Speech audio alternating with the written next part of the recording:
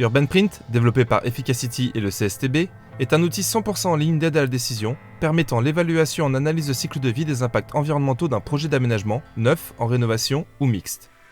Il permet d'accompagner la collectivité, l'aménageur et leur bureau d'études dans la définition d'objectifs ambitieux et chiffrés et de mettre en évidence à chaque phase du projet les enjeux clés et les leviers d'action les plus performants pour ses prescriptions aux promoteurs et constructeurs. UrbanPrint est le logiciel de référence pour appliquer la méthode performantielle quartier énergie carbone développée pour le compte de l'ADEME. Son application sur une centaine de quartiers depuis 2020 a montré que l'outil permet un gain de temps important par rapport aux outils et calculettes disponibles aujourd'hui chez des bureaux d'études avancés. Tout cela grâce à des fonctionnalités clés. Une interface ergonomique adaptée au niveau d'expertise de l'utilisateur, bureau d'études, aménageur ou collectivité, la récupération automatique des formes et caractéristiques des bâtiments existants depuis la base nationale des bâtiments ou des logiciels SIG extérieurs, la collecte et la prise en compte automatique de nombreuses données de contexte comme par exemple les caractéristiques des réseaux de chaleur à proximité.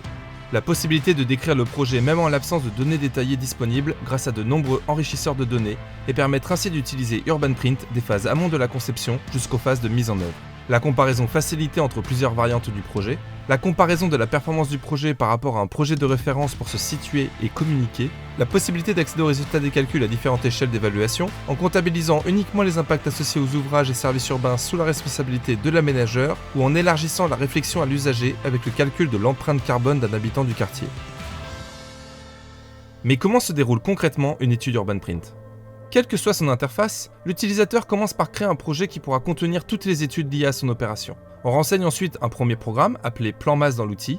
C'est à ce niveau qu'on dessine, en apportant si besoin un fond de carte, le périmètre d'études et les emprises au sol des bâtiments. Pour les édifices multi-usages ou aux formes complexes, il est possible de créer plusieurs zones au sein d'un bâtiment pour par exemple les empiler en jouant sur l'altitude de chaque zone. On renseigne ensuite des données générales de programme, les usages, des informations géométriques comme la hauteur, la surface habitable, voire le nombre de logements dans le cas de bâtiments résidentiels. On va également pouvoir décrire les espaces extérieurs, c'est-à-dire tout ce qui est inclus dans notre périmètre mais qui n'est pas déjà occupé par les bâtiments.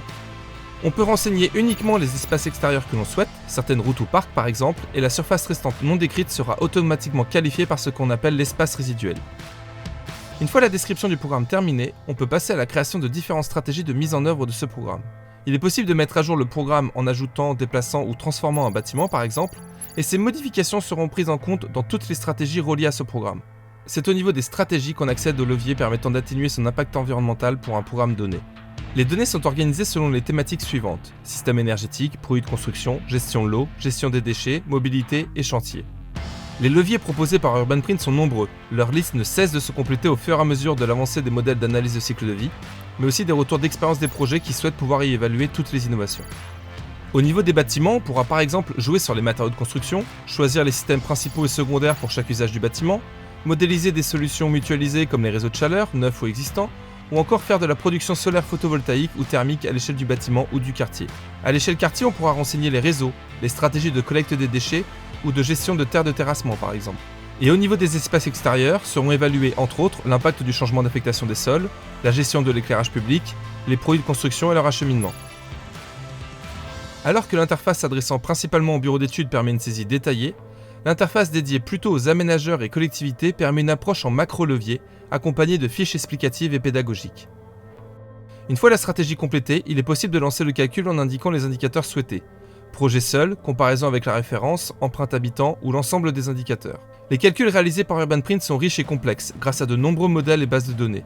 Simulation énergétique dynamique au pacte horaire des bâtiments prenant en compte la conception bioclimatique de l'ensemble du quartier, calcul de la mobilité des occupants par motif et mode à l'échelle de l'IRIS, ou encore estimation automatique des matériaux utilisés dans les bâtiments à partir des choix constructifs et de leur forme.